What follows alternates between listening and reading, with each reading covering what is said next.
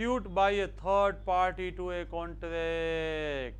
आप first unit से पढ़ते आते हो, कॉन्ट्रैक्ट है वो प्राइवेटी ऑफ द कॉन्ट्रैक्ट है, कॉन्ट्रैक्टिंग पार्टी है ना वही एक दूसरे पे स्यू कर सकती है। थर्ड पार्टी स्ट्रेंजर त्राहित व्यक्ति स्यू नहीं कर सकता। जय एंड जया के बीच में कोई लोचा हुआ तो जमन और जमुना नहीं कर सकते स्यू। जय और जया एक दूसरे पे स्यू कर सकते हैं, उसका मतलब stranger to a consideration, stranger to a consideration but not to a contract. Sued by a third party में देखो, थर्ड पार्टी है, स्ट्रेंजर है, वो कंसिडरेशन दे सकती है। Proceeds from a third party word use किया है। थर्ड पार्टी कंसिडरेशन कार्तिक दे सकती है, लेकिन थर्ड पार्टी स्यू नहीं कर सकती। Only a person who is in a party of a contract only can sue. इसीलिए stranger to a consideration is valid but stranger to a contract is not valid. Example अच्छा दिया हुआ है, P indebted to Q, P को Q को money देना था, P ने आर को प्रॉपर्टी बेचा, पी ने आर को बोला कि मैं मेरे बिहार पे तू क्यू को पेमेंट कर देना। आर ने प्रोमिस भी पी को दिया, मैं क्यू को पेमेंट कर दूंगा, लेकिन R fail to pay. Whether Q can sue on R? No. P Q के बीच में रिलेशन है, पी एंड आर के बीच में रिलेशन है, Q and R third party है, स्ट्रेंजर है। पी क्यू को पे करना था, पी ने आर को प्रॉपर्टी बेचा, आर ने बोला मैं क्यू को दे दूंगा, लेकिन क्यू को मालूम नहीं है, सिर्फ पी एंड आर के बीच का कॉन्ट्रैक्ट था, तो क्यू आर पे स्यू नहीं कर सकता, because there is a privity of contract between P and R, P and Q, not Q and R. नीचे दिया गया क्वेश्चन आपको तीन वे से अलग अलग वे से पूछा जाता है, मोस्ट इंपोर्टेंट क्वेश्चन है। फर्स्ट है when third party can sue, second exception of stranger to a contract, third exception of the privity of a contract. कोई भी क्वेश्चन पूछा है आंसर नीचे का ही आएगा। फर्स्ट सिचुएशन, एक कॉलेज के ट्रस्टी और उसके सेटलर, जिसने कॉलेज बनाया है वो सेटलर है, अभी जो मैनेज कर रहा है वो ट्रस्टी है। ट्रस्टी एंड सेटलर के बीच में कॉन्ट्रैक्ट है, सेटलर ने ट्रस्टी को बोला है ये पूरा कॉलेज सेंट्रल एसी कर दो, लेकिन ट्रस्टी नहीं कर पाया। Student beneficiary can sue on the trustee. Contract किसके बीच में है? Trustee and settler. स्यू कौन करेगा? Student. Why? Beneficiary are the student. In case of a trust, beneficiary trustee पे स्यू कर सकते हैं। कोई गांव में गायों के लिए आपको गौशाला बना ली थी और बाहर का कोई सेटलर ने बोला था यहाँ को ट्रस्टी रखा था, आप गौशाला बनाओ, लेकिन ट्रस्टी ने नहीं बना पाया, तो गांव वाले बेनिफिशियरी है, गांव वाले ट्रस्टी पे स्यू कर सकते हैं। Stranger can sue if he is a beneficiary of a trust. Family settlement, family का कोई समझौता है, at that time reduce in writing, लिख के होना चाहिए। कोई भी फैमिली मेंबर समझौते के टाइम, सेटलमेंट के टाइम वो नहीं था, उसने साइन नहीं किया था, तभी भी family member due to such settlement can sue to each other. Example दिया हुआ है, दो ब्रदर थे, उसने जॉइंट प्रॉपर्टी अपने पास ले ली, दोनों ब्रदर एक्स एंड वाई ने एग्रीमेंट किया, ईच 10-10 हज़ार करके 20,000 एवरी मंथ मदर को दिया जाएगा। But later they deny to abide. बाद में उन लोगों ने बोल दिया ये हमें कॉन्ट्रैक्ट लागू नहीं पड़ेगा, अप्लाई नहीं होगा। दोनों ब्रदर ने साथ में मिलके कॉन्ट्रैक्ट किया है, हम दोनों साथ में मिलके मम्मी को देंगे, बाद में नहीं दिया है, mother can sue, although contract दो ब्रदर के बीच में है, मदर थर्ड पार्टी है, लेकिन फैमिली सेटलमेंट में third party member of the family है तो स्यू कर सकते हैं। मैरिज कॉन्ट्रैक्ट और मैरिज अरेंजमेंट, मैरिज के बात में साक्षी आज के ज़माने में लड़की हमारे कल्चर में आमने सामने बोलने के लिए बैठती नहीं है, लड़की के पापा है वही बातचीत करते हैं। तो एट दैट टाइम यहाँ पे एक्स की वाइफ थी, एक्स की वाइफ को एक्स इल ट्रीट कर रहा था, सही उसको संभालता नहीं था, उसको डोमेस्टिक एक्सपेंस घर खर्च भी नहीं देता था, बहुत परेशान करता था। तब एक्स की वाइफ ने अपने पापा मिस्टर पुरी को बुलाया, ओ मिस्टर पुरी आया, उसको बताया कि ये मुझे इल ट्रीट कर रहा है और मुझे खाने का भी नहीं मिल रहा है यहाँ पे। तो पुरी ने बोला एक्स को, मैं तेरी वाइफ को लेके जा रहा हूँ। तो एक्स बोलेगा हाथ जोड़ के, नहीं नहीं नहीं, अब ऐसा नहीं होगा, मैं एवरी मंथ अलाउंस दूंगा उसको। बोल तो दिया, 1-2 महीना दिया, बाद में देने का बंद कर दिया। तो मिस्टर पुरी तो स्यू कर ही पाएगा, लेकिन एक्स की वाइफ वो कॉन्ट्रैक्ट की पार्टी नहीं है, वो स्ट्रेंजर टू कॉन्ट्रैक्ट है, तो एक्स की वाइफ भी एक्स पे स्यू कर पाएगी। असाइनमेंट ऑफ द कॉन्ट्रैक्ट, जब कॉन्ट्रैक्ट का बेनिफिट असाइन किया जाता है तो असाइनी वह कॉन्ट्रैक्ट इन्फोर्स करवा सकता है, लेकिन वह असाइनमेंट में पर्सनल स्किल नहीं होना चाहिए। मेरा पेंटिंग का काम है, मैंने और किसी को बोला कि मैं नहीं पहुंच पाऊंगा, तू पेंटिंग करके दे देगा, तो क्या चलेगा? सिंगिंग में चलेगा?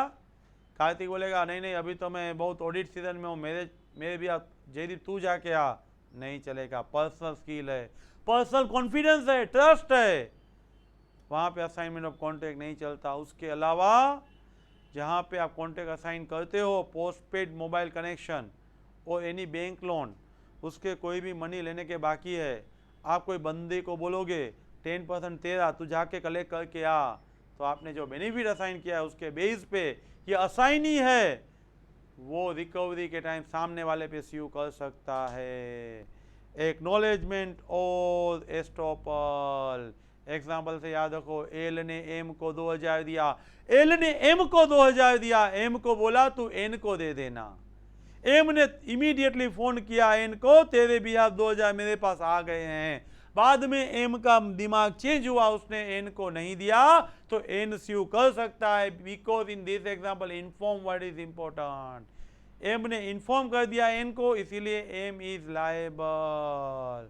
तो ये एस्टॉपल है। अपने एजेंट थ्रू कॉन्ट्रैक्ट में एंटर होते हो तो आपकी कुछ भी ऑब्लिगेशन अराइज होती हो थर्ड पार्टी के बिहाफ में, तो आपको इन्फोर्स करना पड़ेगा।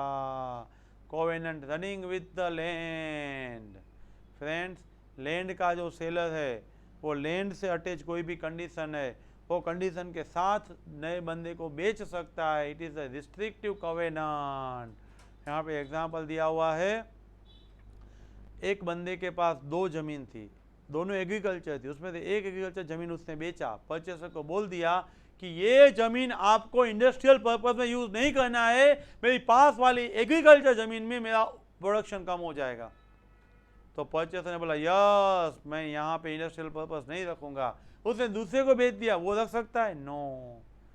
जो एग्रीमेंट में कंडीशन डाली थी, दस्तावेज में कंडीशन डाली थी, वो परचेसर और उसके बाद सभी सक्सेसर को भी अप्लाई होगा।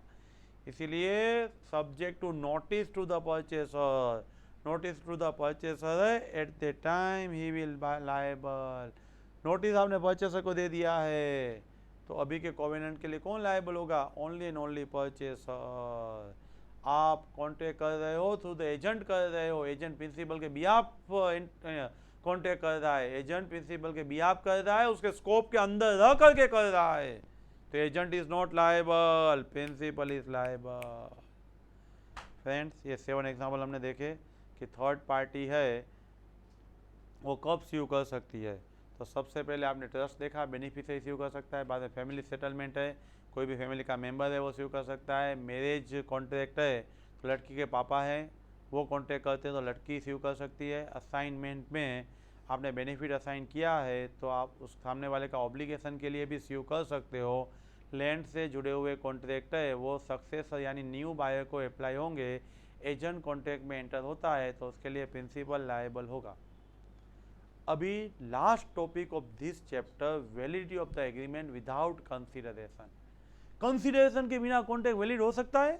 आप तो बोलोगे नहीं सर, आपने तो पढ़ाया था विदाउट कंसिडरेशन कॉन्ट्रैक्ट वॉइड है। मैं भी बोल रहा हूं हर एक कंसेप्ट का कुछ एक्सेप्शन तो होता है ना।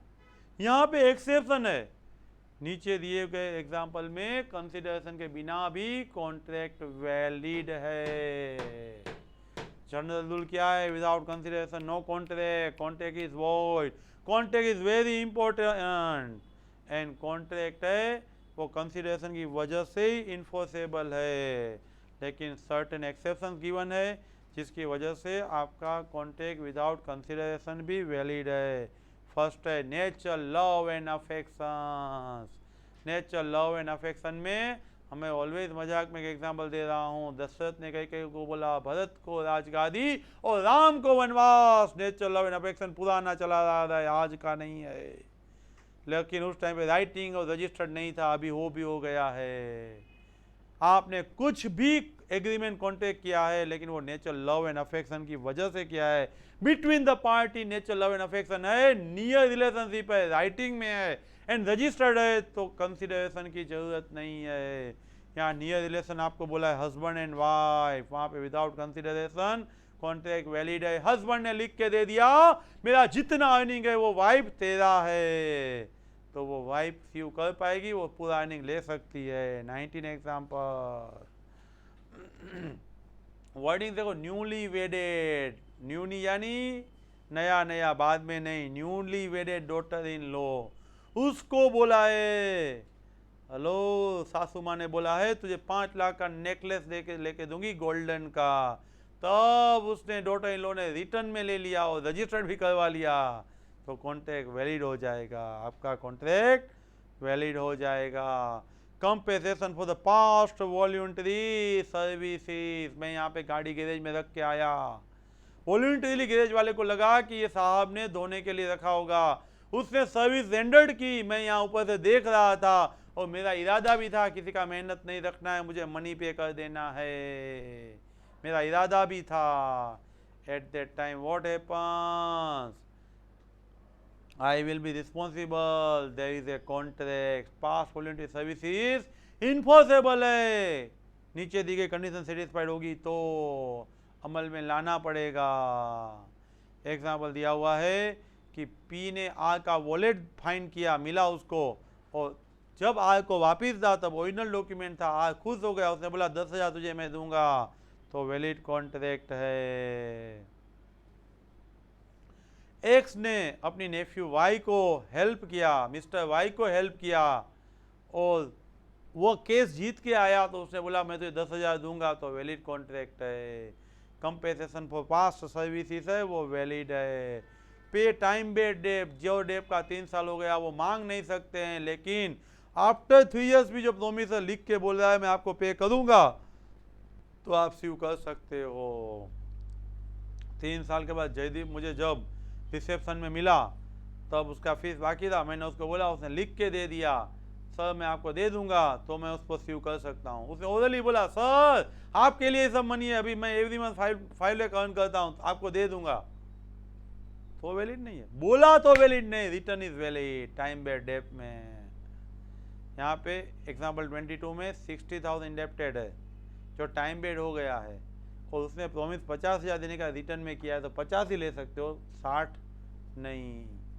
वैसे देना 60 था, 3 इयर्स हो गए थे, आप मांग नहीं सकते थे, मैं सामने से लिख के दे रहा हूँ आपको मैं दूंगा, 50,000 दे रहा हूँ मैं, तो 50,000 वैलिड। एजेंसी देखो, पुरानी एजेंसी है ना, Britannia, Parle, Honda, Ford, Maruti, वो सब डिपॉजिट लेते हैं, लेकिन नई नई कोई एजेंसी आएगी तो वो कोई डिपॉजिट लेगी नहीं। उसने बोला कि जामनगर में मैं सिर्फ आपको एजेंसी दूंगा और किसी को नहीं दूंगा, लिख के आपको दे दिया है, कुछ कंसिडरेशन आपसे नहीं लिया है, तो भी वो वैलिड है, तो भी वो वैलिड है, वो किसी को नहीं दे सकता। कंप्लीटेड गिफ्ट, फ्रेंड्स आपको कुछ रिटर्न में नहीं चाहिए, फ्री ऑफ में आप पूरा कंसिडरेशन दे रहे हो, कंप्लीटेड गिफ्ट आप दे रहे हो, तो eight that time completed gift में नॉट रिक्वायर्ड द कंसिडरेशन। कोई कॉलेज के सेटलर को बुलाओगे और डोनेटर को बुलाओगे, उसकी बड़ी बड़ी बातें करोगे कि आपकी वजह से हम यहाँ पहुँचे हुए हैं, बाद में उसको पूछोगे आप कितना दोगे, 10,000 आदमियों के बीच में पूछोगे तो उसको वैसे भी देना ही पड़ेगा। कंप्लीटेड गिफ्ट है, कंप्लीटेड गिफ्ट है। बेलमेंट, किसी भी पर्पज से मेरा गुड्स किसी को देना, रिपेयर के लिए देना, कुरियर सर्विस वाले को देना, संभालने के लिए देना, तो वो सब क्या है, बेलमेंट है। बेलमेंट में डिलीवरी ऑफ द गुड्स है, लेकिन कंसिडरेशन की जरूरत नहीं है। जब आपका पर्पस एकम्प्लिश खत्म होगा ना, जब आपका पर्पस खत्म होगा तब आप वो गुड्स वापिस कर सकते हो, वो गुड्स वापिस कर सकते हो। यानी गैरेज वाले ने रिपेयर कर दिया तो वापिस दे देगा। तो बेलमेंट है, तो पर्पस आपको एकम्प्लिश करना है एंड उसके लिए कंसिडरेशन की कोई ज़रूरत नहीं है। मिस्टर ए ने अपनी की है मिस्टर वाई को दे दिया और मिस्टर वाई ने डिपॉजिट कर दिया। एट दैट टाइम वाई को पोजीशन मिला है लेकिन ओनरशिप नहीं। वाई जब वो गुड्स गोडाउन में से निकाल लेगा तब उसको ए को की वापस देना पड़ेगा। ए का गोडाउन पड़ा था, वाई ने लेके वहाँ गुड्स रख दिया तो वो आपको वापस देना पड़ेगा। चैरिटी, चैरिटी, हेलो प्रॉमिस ने लाइब्रेरी लिया है, बच्चों को खाना खिला दो मैं आपको दूंगा, बच्चों को फ्री में बुक्स दो मैं आपको दूंगा। ये प्रॉमिस आपने अंडरटेक की हुई, library of the promise to contribute the charity. Charity के लिए आपने कंट्रीब्यूशन के लिए आपने हाँ बोला है, लाइब्रेरी ली हुई है। तो ऐसी सिचुएशन में आपका चैरिटी में जो बोला था वो देना पड़ेगा। विदाउट दैट कंसिडरेशन, बिना भी आपको देना पड़ेगा। फ्रेंड्स, पहले वीडियो से सुनिए, बुक सामने रख के सुनिए, हर एक टॉपिक के डिटेल वीडियो मिलते रहेंगे। Subscribe this channel, share this channel. Thank you very much.